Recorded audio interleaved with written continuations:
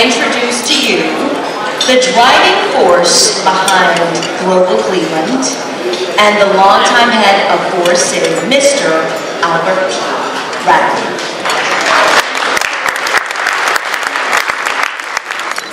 Hey, I want to take your... I want to start out talking about an engineer. Not to them, none of us would be here.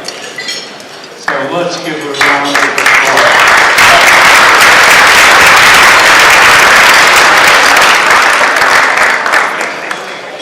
I want to start out by saying number one, Dick Holt, who's sitting in front of us, and myself, I figured out, are almost as old as the country. But because of it, we learned a few lessons. And the most important lesson we learned is don't spend your life blaming other people for the condition we live in. Spend it changing it to what you would like it to be.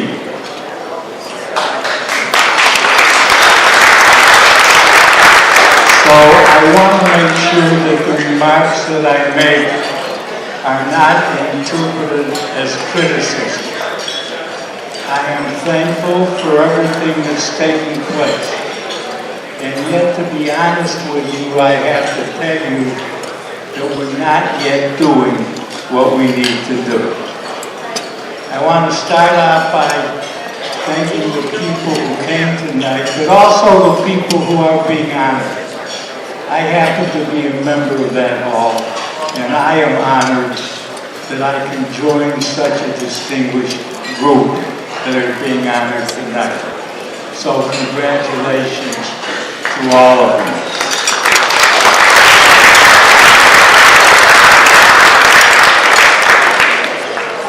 Enormous changes have taken place in the country, and we are not yet attuned to them, and we don't understand them. 2 days or so ago, the Cleveland Plains talked about what's happening with populations and the tremendous decrease we've had in Cuyahoga County in kids that are 17 and younger. That is a result of a deteriorating birth rate. And what happens in America, and Cuyahoga County is a part of it, is that women are now having 1.7 children per woman.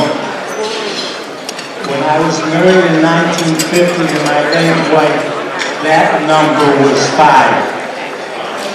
As a result of that shortfall, we have an enormous differentiation between people who can be in the workforce and what we need to have our gross domestic product where it needs to be.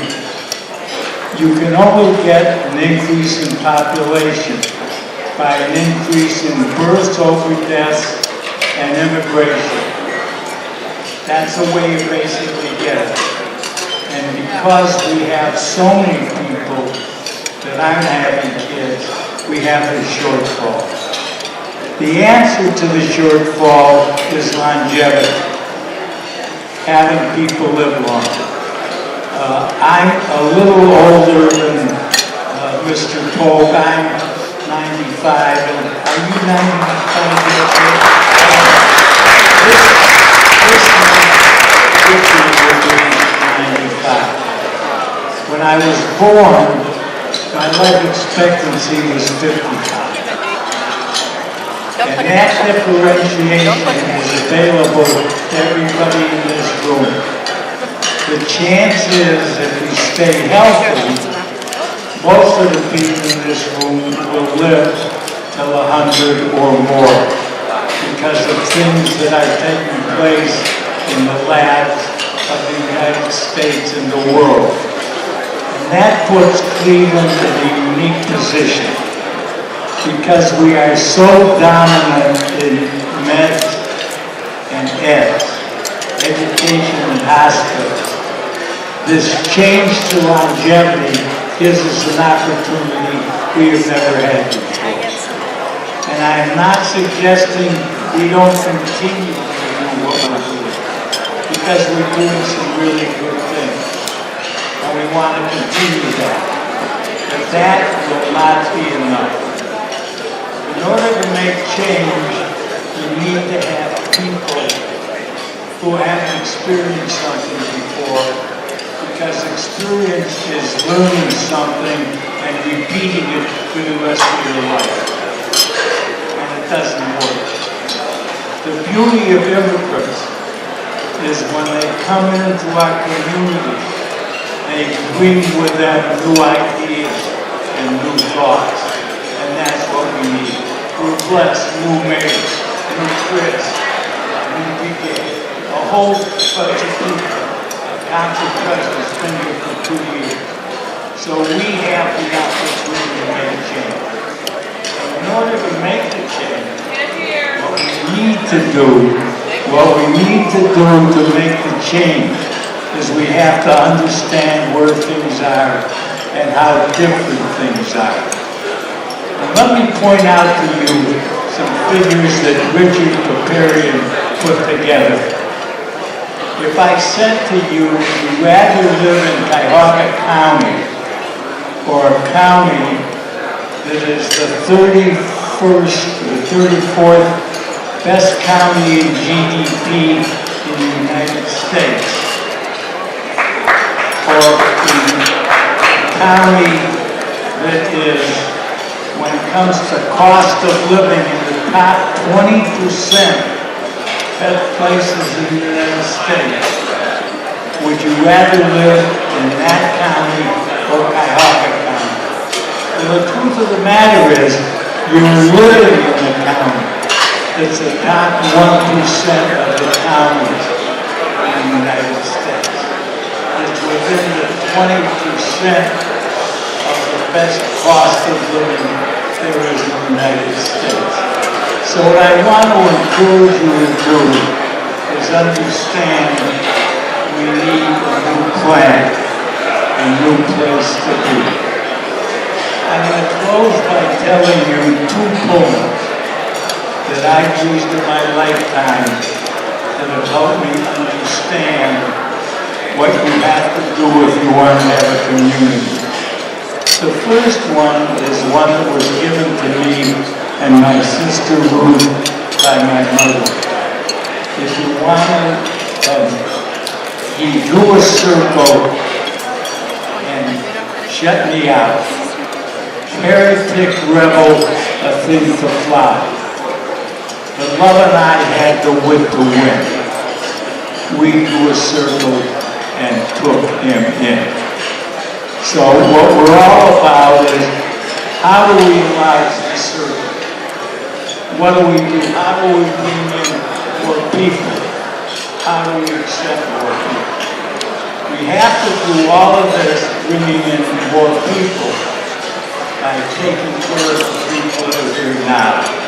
And we're doing some of that. We're going to get the broadband out there for everybody, which is a very good thing. So we're doing a lot of really great things.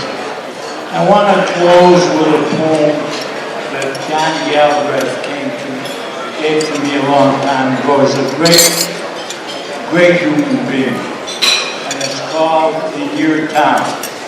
If you want to live in the town of a town, like the kind of town you like, you needn't put your clothes in the grip and take a long, long hike. You'll only find what you left behind. There's nothing that's really new. It's a knock to yourself when you knock your town. It isn't the town, it's you. Real towns are not made of people afraid that somebody else gets ahead. When everyone works and nobody shirks, you can raise the town from the dead.